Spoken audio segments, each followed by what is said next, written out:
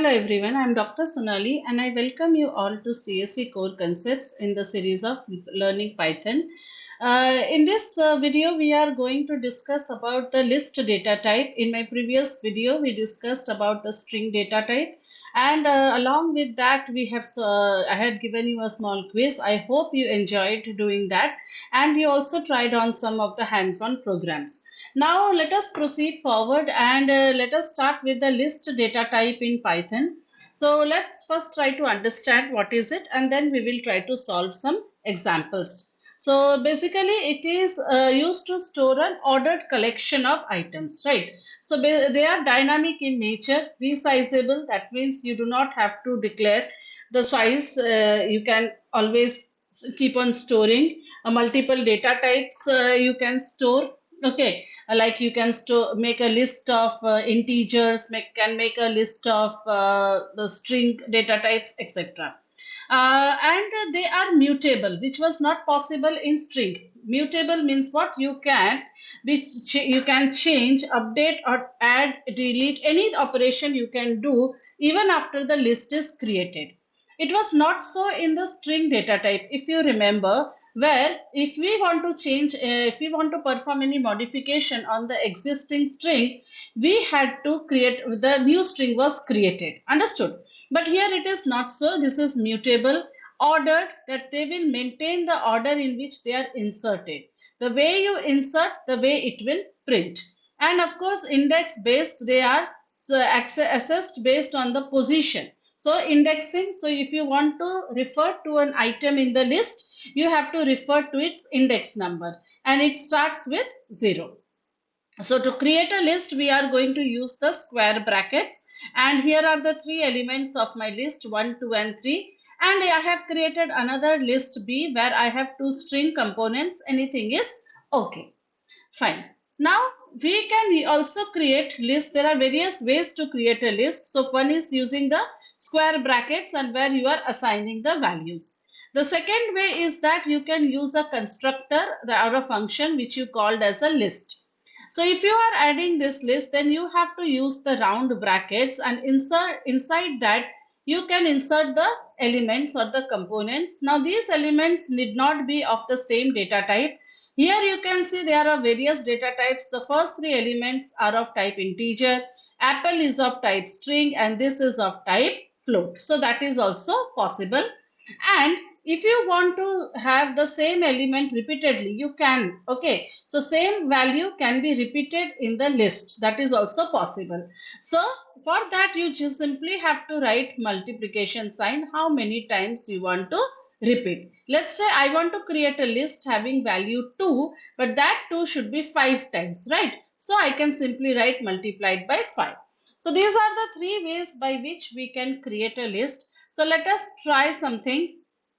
Okay, so let us create the list first of all using a square bracket. So I can simply assign the values, let's say 1, 2 and 3. I use under a square bracket and I can simply type print A and it is done, right? So it is a very simple way of assigning the values to the list. So you can see a list has been created. Another way is that using a list constructor. So I can call the constructor list and within the round brackets, I can give some values, right? So the values are, let's say 1, 2, and then I can say 4.5 and then I can insert one string, CSE, let's say. Okay, so and I can print this list. I have to save the file first of all and I have to execute. So you can see my list has been created. This is also possible, and if I want to repeat any element in the list, let's say I have a list B is equals to, I am saying I want to write down the word apple, let's say 5 times. Okay, so I can say multiplied by 5, right? And I will say print B. So that is also possible, right? So this is what is the creation of a list. Now do stay with me for this video till the end, because again in this video also we have an interesting quiz coming up which you are going to solve. Right. So now let us see how does internally the list is being stored. So basically it stores the references to the object, not the actual value. This is what makes list differ from an array. So if you are talking about array, so array stores the values directly. Okay, in the memory location the values are stored. But here it will store the reference to the object. So it keeps memory addresses of the objects, right? What we used to do in pointers. We used to store the address, right? So actual objects exist separately in the memory. They are storing somewhere, right? So actually values which I have created, they are stored somewhere, but from where I am accessing the list, they are containing the address of these positions, and we are using this to store to perform our operations. So reassigning an immutable object creates a new object instead of changing the old one. So of course it is indexed based, so not a problem. So if I am saying print a of 0, it will print the first element and so on, right? Now after creating the list, how are you going to access them? Simply like a string, since it is also indexed based. So your index starts from 0, fine. If you are moving from left to right, but here again you can also move from right to left. In that case the index starts from -1. So let's see, if I want to access if I want to simply print for a, let's say for a, I want to print the value of -1. Okay, so we can get it. So it will start from the end and it is printing CAC. Understood? So this is how you can access the list elements. There are other ways of adding elements into the list, and they all differ. Say they are not same. Let's say if you are writing using the function append, so it will add an element at the end of the list. So if I have a list 1 and 2, if I am writing append 3, it will append it at the end. Understood? Insert means it will insert at a specific position. Suppose you do not want to insert this, right? Insert here. So where do you want to insert, that you have to specify. And extend means what? You can add multiple elements. See, if you want to add only one element at the end of the list, you use the append function. If you want to add multiple elements to the list, then you have to use the extend function. So let us see one by one each of them. Append is, I think you understood, it is simple. A is equals to, let's say my list contain 2 elements 1 and 2, and A dot append is say 3. So you want to print A. Simply you can see that it will print A at the end of the list, right? 1, 2 and 3. That is there. Now let's say for example you want to insert, right? So you are saying A dot insert 1 and 4. Okay. Now you print A. So let's see, what will it insert? So it will insert after 1. So where you want to insert, that position you have to mention. And if I want to extend it, let's say if I want to A dot extend, okay, and if I want to extend some more elements 5, 6 and 7, that too I have to write within the square brackets. You have to be very careful about the syntax over here. So print of A.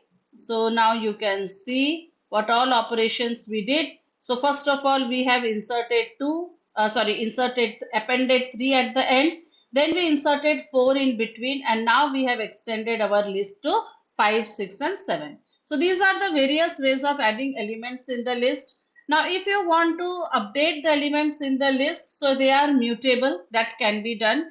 So what you have to do is that, say this is a created list and at the first position you want to insert 25. So simply you assign it, this will be overwritten, nothing else.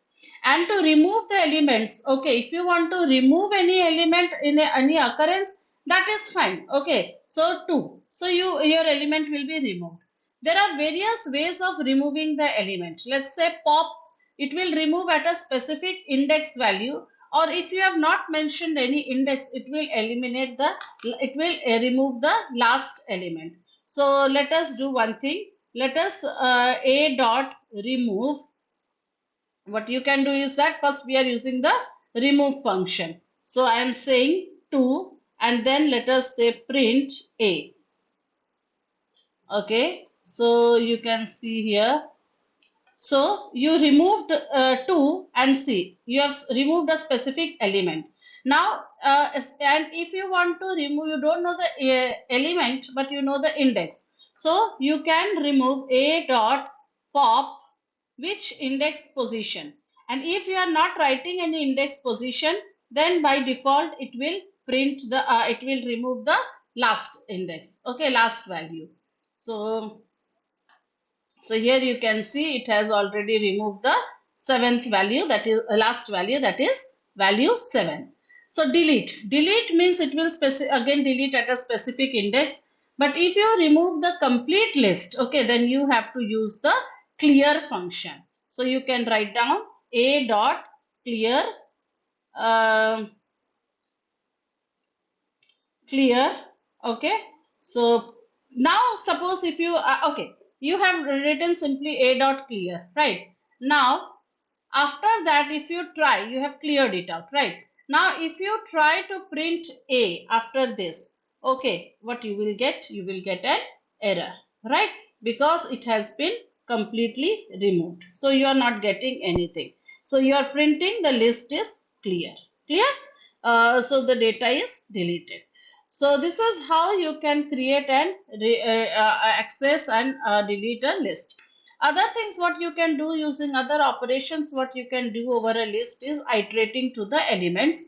So for that we can use a for loop. So for loop syntax we have not studied that much in detail, but you might have an idea of how the for loop is being used. So you can just iterate through the list and you can print each item. Now you can create nested list also. Nested list means one list contain another list. It is generally used for a tabular representation. Let's say two-dimensional. So you are having a list of items, right? First row, second row, third row, these are your list. Now this first row contains multiple elements, 4 elements. So that is a list inside a list. So let's say this is a table form. So I have two lists here, 1, 2, 3, 4. So maybe my elements are like this, 1, 2, 3, 4. So for the 0th row, I have two elements, 1 and 2. For the first row, I have two elements, 3 and 4. So if I am printing a of 0, okay, what you can do? You can see here, print a of 1 of 0. See, if I am writing this, let's create a 2D list, okay. Let us create it. So if I am writing a is equals to, so I am creating one list of 1, 2 and another is my 3 and 4, right? So I have created it. Now if I am printing a of 0, let's see what will happen. 1 and 2, that is it will print the whole 0th row. But if I want only one element of the 0th row, let's say 1, okay, so it will print that element in the, yeah, so you can see it is printing only the second value. So this is a nested list. So now comes your interesting part, that is quiz based on whatever you have learned or whatever you have tried. So do write to me the answers in the comment section and I will surely let you know whether your answers are correct or not. So the first question is that how to create an empty list in the Python. You can choose the options from these 4. Second is which method adds item to the end of the list. Third is which method would you use to add multiple elements at once to an existing list. Then what is the output of the following code? This code is given to you and you want to print an output. In Python, what is the time complexity? Now, if you are not aware about the time complexity thing, then you can access this video. I have a video on how to what is time complexity and how to compute the time complexity in my series of data structures. So you sorting and searching. Okay, so in sorting and searching playlist, you can find the first video is the time complexity. There you can understand what is time complexity, and those who are aware, they can tell me very nicely that what is the time complexity if I am accessing an element in a list using a index value. And then another last question is that a of -1, what will it return in the Python list? So this is what you are going to write to me in the comment section, and do share, like and subscribe to my channel, and stay tuned for the next data type which we are going to study. Thank you.